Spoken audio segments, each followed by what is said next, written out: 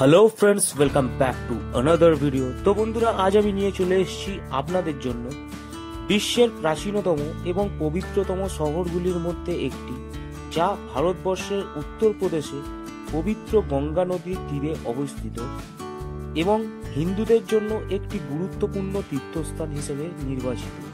হ্যাঁ বন্ধুরা, আজ আমি বেনারস বা বারাণসীর সম্পূর্ণ ট্যুর গাইড ভিডিও নিয়ে এসেছি আপনাদের জন্য। তো বন্ধুরা, আজকের ভিডিওতে আমরা আলোচনা করব যে আপনারা বেনারস পৌঁছাবেন কি করে, ওখানে আপনারা কোথায় হোটেল নেবেন এবং হোটেলের কস্ট কীরকম হতে পারে, বেনারসে খাওয়া দাওয়ার ব্যবস্থা কীরকম আছে, এবং বন্ধুরা আপনারা যদি বেনারস যান তাহলে কোন সময় গেলে আপনাদের সুবিধা হবে, এবং বেনারসে আপনারা কোথায় কোথায় সাইট সিন করবেন, এই সবই আজকের ভিডিওতে আমরা আলোচনা করব। এবং ভিডিওর শেষে আমি আপনাদের বলে দেবো যে আপনারা যদি বেনারস যাবার একটি ট্যুর প্ল্যান বানান তাহলে আপনাদের আইটেনারিটা কীরকম হওয়া উচিত এবং আপনাদের বাজেট কীরকম থাকা উচিত। তাই বলছি বন্ধুরা, ভিডিওটি পুরোটি দেখতে ভুলবেন না, কারণ আজকের ভিডিওটি প্রচুর ইনফরমেটিভ হতে চলেছে। তো চলুন শুরু করা যাক আজকের ভিডিও। আজকের ভিডিও শুরু করবার আগে আপনাদের একটা কথা বলে দিই, যদি আপনারা আমার চ্যানেলে প্রথম এসে থাকেন তাহলে চ্যানেলটিকে এক্ষুনি সাবস্ক্রাইব করে নিন, কারণ আমি এইরকম টাইপের ইনফরমেটিভ ট্যুর গাইড ভিডিও নিয়ে আসি আপনাদের জন্য।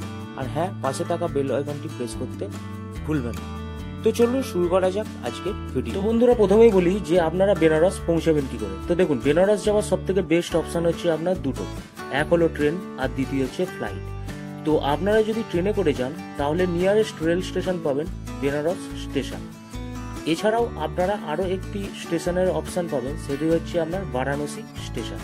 এই বেনারস বা বারাণসী স্টেশন থেকে কাশী বিশ্বনাথ টেম্পলের দূরত্ব হচ্ছে আপনার 5 কিলোমিটারের মতো। তো আপনারা স্টেশনের বাইরে থেকে ই রিক্সা বা অটো রিক্সার অপশন পেয়ে যাবেন। যদি এখানে আমি ভাড়ার কথা বলি, যদি আপনারা শেয়ার অটোতে করে যেতে চান তাহলে আপনার 25 থেকে 30 টাকা পার হেড পড়তে পারে। আর যদি আপনারা অটো বা ই রিক্সাটা ফুল বুকিং করে নেন তাহলে আপনার 100 থেকে 150 টাকার ভাড়া পড়তে পারে। আপনারা যদি হাওড়া বা কলকাতা থেকে আসেন তাহলে ডেসক্রিপশন বক্সে আমি ট্রেনের টাইমিংটা দিয়ে দেবো। এছাড়াও একটি অ্যাপের লিঙ্ক আমি দিয়ে দেবো, আপনারা চাইলে ওখান থেকে ট্রেনের টাইমিং, ট্রেনের ফেয়ার এবং যদি মনে করেন তাহলে ট্রেনের টিকিট বুকিংও করতে পারেন। তো এবার আসি বন্ধুরা ফ্লাইটে। তো আপনারা যদি ফ্লাইটে করে আসেন তাহলে নিয়ারেস্ট এয়ারপোর্ট পাবেন লাল বাহাদুর শাস্ত্রী ইন্টারন্যাশনাল এয়ারপোর্ট। এই লাল বাহাদুর শাস্ত্রী ইন্টারন্যাশনাল এয়ারপোর্ট থেকে বারাণসী সিটির দূরত্ব হচ্ছে আপনার 26 কিলোমিটার। যদি আপনারা রিজার্ভ ট্যাক্সি করে এই যাত্রাটি করতে চান তাহলে আপনার 800 থেকে 1000 টাকা ভাড়া পড়তে পারে। তো বন্ধুরা, আপনারা বেনারস চলে এসেছেন, এবার কথা হচ্ছে হোটেল নেবেন কোথায়।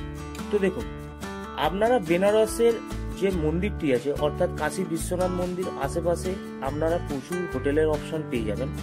তবে আমি এখানে আপনাদের সাজেস্ট করব যে আপনারা গৌডালিয়া চৌরাস্তা বা যাকে গির্জাঘর চৌরাস্তাও বলে, সেখানে আপনারা হোটেল নিতে পারেন। ওই সেখান থেকে আপনার মন্দিরের দূরত্ব হচ্ছে 200 মিটারের মতো, যেইগুলো আপনারা হেঁটে চলে যেতে পারবেন। তো এখানে আমি হোটেলের কস্টের কথা যদি বলি তাহলে আপনারা যদি মেন রোডের আশেপাশে হোটেল নেন তাহলে মোটামুটি 5000 থেকে 6000 টাকার মধ্যে আপনার হোটেল করতে পারে। আর যদি আপনারা বাজেটটা একটু চিপ করতে চান তাহলে আপনারা একটু ভেতরে গলির দিকে হোটেল নিতে পারেন। 1000 টাকা থেকে স্টার্টিং করে আপ টু 2000-3000 টাকার মধ্যে আপনারা ভালো ভালো হোটেলের অপশন পেয়ে যাবেন। এছাড়াও আপনারা ধর্মশালার অপশনও পেয়ে যাবেন, 600 টাকা পার নাইট আপনার পড়তে পারে। এছাড়াও আপনারা ডরমেটরির অপশনও নিতে পারেন, 500 টাকার মতো আপনার ভাড়া পড়তে পারে। তো এবার আসি খাওয়া দাওয়া। তো দেখুন, বেনারস বা বারাণসীতে আপনারা ভেজ থালির অপশন পেয়ে যাবেন। যদি আমি ভেজ থালির কস্টের কথা বলি তাহলে 100 টাকা থেকে শুরু করে 120-150 টাকার মধ্যে আপনারা ভেজ থালির অপশন পেয়ে যাবেন। এছাড়াও ওখানে স্ট্রিট ফুড আপনারা অ্যাভেলেবেল পেয়ে যাবেন, আপনাদের কোনো অসুবিধা হবে না। তো এবার আসি যে আপনারা যদি বেনারস যান তাহলে কাশী বিশ্বনাথ টেম্পলে তো পুজো অবশ্যই দেবেন। তো তার প্রসেস কি আছে, তো দেখুন, গৌডালিয়া চৌরাস্তা থেকে হেঁটে চলে আসুন দশাশ্রমে ঘাটের ওখানে। তো ওখানে আপনারা গঙ্গা স্নান করে নিন, তারপর আপনারা বেরিয়ে পড়তে পারেন কাশী বিশ্বনাথ মন্দির দর্শন করবার জন্য। তো এই কাশী বিশ্বনাথ মন্দিরের 4টি গেট আছে। একটা হচ্ছে আপনার ললিতা গেট থেকে, দ্বিতীয় গেটটি হচ্ছে আপনার বিশ্বনাথ গলি থেকে, তৃতীয় এবং চতুর্থ গেট হচ্ছে আপনার গৌডালিয়া চৌরাস্তা থেকে। তো আমি এখানে আপনাদের সাজেস্ট করব যে আপনারা 4 নম্বর গেট থেকে অর্থাৎ গাউটলিয়া চৌরাস্তার যে 4 নম্বর গেট আছে সেখান থেকে আপনারা এন্ট্রি করতে পারেন, কারণ ওখানে ভিড় ভাট্টাটা একটু কম হয়। আর যদি আপনারা কোনো লাইন দিতে না চান তাহলে আপনারা ওই 4 নম্বর গেটের সামনেই একটি কাউন্টার আছে, সেখান থেকে 300 টাকা পার হেড দিয়ে আপনারা বিনা লাইনেও আপনারা পুজো দিতে পারেন। তো এই মন্দিরে যাওয়ার জন্য আপনাদের মোবাইল ফোন এবং ইলেকট্রনিক ওয়াচ এবং আদার্স যেসব লাগেজগুলো আছে সেইগুলো কিন্তু আপনারা ভেতরে নিয়ে যেতে পারবেন না। তার জন্য আপনারা মন্দিরের যে লকারটি আছে সেইটি আপনারা ইউজ করতে পারেন। এছাড়াও বাইরে যে দোকানগুলো আছে সেই দোকানেও আপনারা সেই জিনিসপত্রগুলো জমা রাখতে পারেন, বাট ওখানে যদি আপনারা সেই জিনিসগুলো জমা রাখেন তাহলে ওখান থেকেই আপনাদের পুজোর ডালাটা কিনতে হবে, তো তার কস্ট একটু ওরা বেশি নেয়। তো আমি এখানে আপনাদের সাজেস্ট করব যে আপনারা কিছুটা ডিস্টেন্স থেকে আপনাদের ডালাটা কিনে নিন এবং মন্দিরের ভেতরে চলে আসুন। মন্দিরের ভেতরে যে লকারটি আছে সেই লকারের মধ্যে আপনারা আপনাদের যে লাগেজ মোবাইলগুলো আছে সেগুলো আপনারা জমা রেখে দিতে পারেন। তো তারপর আপনারা ভেতরে ঢুকে যান, বাবা কাশী বিশ্বনাথের দর্শন করুন। তো সেখানে কিছুটা টাইম স্পেন্ড করুন, মন ভক্তি দিয়ে আপনাদের যে প্রার্থনা আছে সেই প্রার্থনা করুন। তারপর আপনারা বেরিয়ে আসুন। এরপরে আপনারা বেরিয়ে পড়তে পারেন কাল ভৈরব মন্দিরের উদ্দেশ্যে। এই কাশী বিশ্বনাথ মন্দির থেকে কাল ভৈরবের দূরত্ব হচ্ছে আপনার 1.5 কিলোমিটারের মতো। এই অলিতে গলিতে আপনার রাস্তা আছে, সেই রাস্তার মাধ্যমে আপনারা চলে যেতে পারেন। আর যদি আপনারা মনে করেন তাহলে আপনারা অটো রিক্সার মাধ্যমে এই যাত্রাটি করতে পারেন মেন রোড দিয়ে, যার আপনার ভাড়া পড়তে পারে 50 থেকে 60 টাকার মতো। মানা যায় যে এই কাশী বিশ্বনাথ মন্দির ঘোরবার পরেই এই কাল ভৈরব মন্দিরটি ঘোরাটা অনিবার্য, তবেই আপনার যে যাত্রাটি আছে সেই যাত্রাটি সফল হবে। তো সেখানে কিছুটা টাইম স্পেন্ড করার পর আপনারা বেরিয়ে পড়তে পারেন ললিতা ঘাটের উদ্দেশ্যে। এই কাল ভৈরব মন্দির থেকে ললিতা ঘাটের দূরত্ব হচ্ছে আপনার 500 মিটারের মতো। আপনারা চাইলে হেঁটেও যেতে পারেন, এছাড়া আপনারা রিক্সার মাধ্যমেও যেতে পারেন। এই ললিতা ঘাটেই আপনার নেপালি মন্দির এবং পশুপতি মন্দির অবস্থিত আছে। তো সেখানে আপনারা যান, কিছুটা টাইম স্পেন্ড করুন, তারপর আপনারা বেরিয়ে পড়তে পারেন বিশালক্ষী মন্দিরের উদ্দেশ্যে। তো সেখানে কিছুটা টাইম স্পেন্ড করার পর আপনারা বেরিয়ে পড়তে পারেন অন্নপূর্ণা মন্দিরের উদ্দেশ্যে। তো এই অন্নপূর্ণা মন্দিরে অন্নপূর্ণা রসই উপস্থিত আছে। তো সেখানে আপনারা ভেজ থালি ট্রাই করতে পারেন, খুব সুন্দর ওখানে খাবার পাওয়া যায়। তো সেখানে আপনারা দুপুরের লাঞ্চটা করে নিয়ে আপনারা বেরিয়ে পড়তে পারেন দশাশ্বমেধ ঘাটের উদ্দেশ্যে।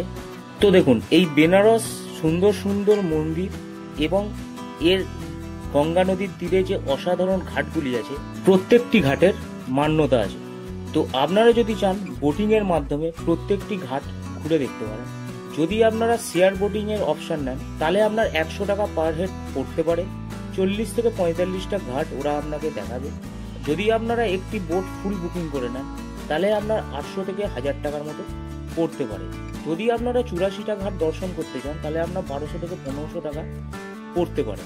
এইসব ঘাটের মধ্যে উল্লেখতম হচ্ছে আপনার রাজাঘাট, কেদারঘাট, হরিশ্চন্দ্র ঘাট, আশিসি ঘাট, মণিকর্ণিকা ঘাট, পাঞ্চাল ঘাট, ললিতা ঘাট এবং নীরঘাট। এছাড়াও যেসব আদার্স ছোট ছোট ঘাটগুলি আছে সেই ঘাটগুলি আপনারা দেখে নিতে পারেন। এই দশাশ্বমেধ ঘাটের ওখানে সন্ধ্যে 7টা থেকে আরতি হয়। তো আপনারা মোটামুটি বিকেল 5টার পর থেকেই ওখানে চলে যেতে পারেন, কারণ 5টার পর থেকে ওখানে লোকের ভিড় জমতে শুরু হয়ে যায়। তো সেই আরতি আপনারা মিস করবেন না, আপনারা সেখানে যান, সেখানে আরতি দর্শন করতে পারেন।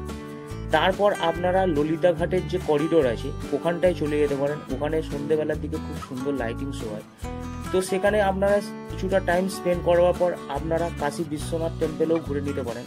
এই বিশ্বনাথ টেম্পলে প্রজেক্ট লাইটের একটি শো হয়, যেখানে বিশ্বনাথ টেম্পলের যে ইতিহাস আছে সেই ইতিহাস দেখানো হয়। এই শোটি হয় আপনার 7টা, 8টা এবং 9টার সময়। তো সেখানে আপনারা ঘুরে দেখুন, সেইগুলো পুরোপুরি এনজয় করুন। তারপর আপনারা আপনাদের হোটেলের উদ্দেশ্যে রিটার্ন করে যান এবং দ্বিতীয় দিন আপনারা বেরিয়ে পড়তে পারেন মা দুর্গা টেম্পলের উদ্দেশ্যে, তুলসী মানস টেম্পলের উদ্দেশ্যে এবং শ্রী ত্রিদেব টেম্পলের উদ্দেশ্যে। তারপর আপনারা বেরিয়ে পড়তে পারেন সংকটমোচন টেম্পলের উদ্দেশ্যে। এখানে কিন্তু মোবাইল এবং আপনাদের লাগেজ কিন্তু অ্যালাউ নেই। তারপর আপনারা বেরিয়ে পড়তে পারেন বিশ্বনাথ মন্দিরের উদ্দেশ্যে। এই মন্দিরের ভেতরেই একটি পার্ক উপস্থিত আছে। তো আপনারা সেখানে যান, কিছুটা টাইম স্পেন্ড করুন। তারপর আপনারা বেরিয়ে পড়তে পারেন শ্রী মণি টেম্পলের উদ্দেশ্যে। তারপর আপনারা বেরিয়ে পড়তে পারেন ভারত মাতা টেম্পলের উদ্দেশ্যে।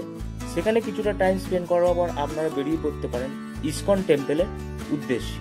এছাড়াও আপনারা সারনাথের উদ্দেশ্য বেরিয়ে পড়তে পারেন। এই সারনাথে বুদ্ধার স্তূপ এবং বুদ্ধার টেম্পল উপস্থিত আছে।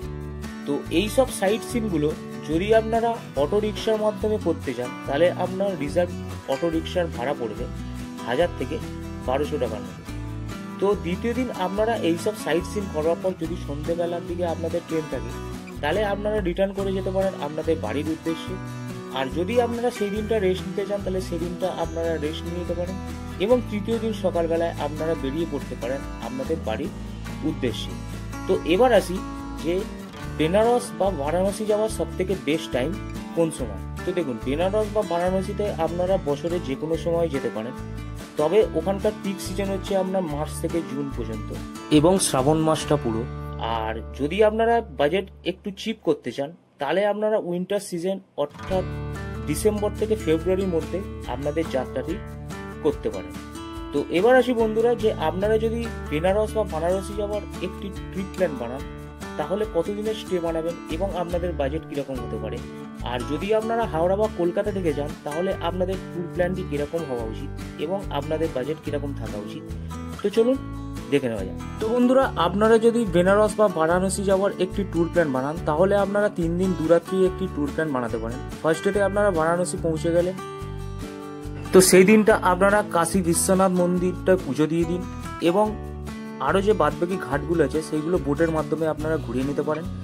দ্বিতীয় দিন আপনারা বারাণসীর যে আদার্স টেম্পলগুলো আছে বা সাইট সিনগুলো আছে সেইগুলো আপনারা ঘুরে নিতে পারেন এবং আপনারা দ্বিতীয় দিন চাইলে সন্ধ্যেবেলায় রিটার্ন করে যেতে পারেন আপনাদের বাড়ির উদ্দেশ্যে, বা সেই দিনটা আপনারা স্টে করে তৃতীয় দিন আপনারা রিটার্ন করতে পারেন আপনাদের বাড়ির উদ্দেশ্যে।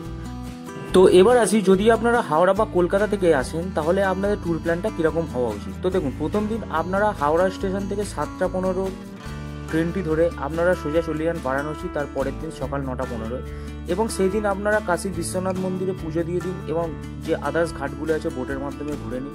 তৃতীয় দিন আপনারা বারাণসীর যে আদার্স টেম্পল বা সাইট সিনগুলো আছে সেইগুলো আপনারা কমপ্লিট করে নিতে পারেন। আর আপনারা চাইলে তৃতীয় দিনই সন্ধ্যেবেলায় আপনারা 5:40 যে ট্রেনটি আছে তার মাধ্যমে আপনারা রিটার্ন করে যেতে পারেন হাওড়া স্টেশনে। আর যদি আপনারা মনে করেন তাহলে আপনারা চতুর্থ দিনে রিটার্ন করতে পারেন আপনাদের বাড়ির উদ্দেশ্যে। তো এবার আসি বন্ধুরা বাজেটে। যদি আপনাদের গ্রুপে 3 জন 3 মেম্বার থাকে তাহলে অ্যাপ্রক্স আপনার খরচা পড়তে পারে 3000 টাকার মতো। এখানে কিন্তু কোনো রকম ট্রেনের ফেয়ার বা ফ্লাইটের ফেয়ার আমি অ্যাড করিনি। আর আপনারা যদি হাওড়া বা কলকাতা থেকে যান তাহলে ট্রেনের ফেয়ার যদি এখানে আমি অ্যাড করি তাহলে আপনার 3900 থেকে 4000 টাকার মতো আপনার পড়তে পারে। তো বন্ধুরা, আজকের ভিডিওটি কেমন লাগলো কমেন্ট সেকশানে অবশ্যই জানাবেন। আর ভিডিওটি যদি আপনাদের ভালো লাগে লাইক করতে ভুলবেন না এবং সাবস্ক্রাইব অবশ্যই করবেন আর বন্ধুদের সাথে শেয়ার অবশ্যই করবেন। তো আজকের মতো এইটুখানি, দেখা হচ্ছে পরের ভিডিওতে। Take care and good bye.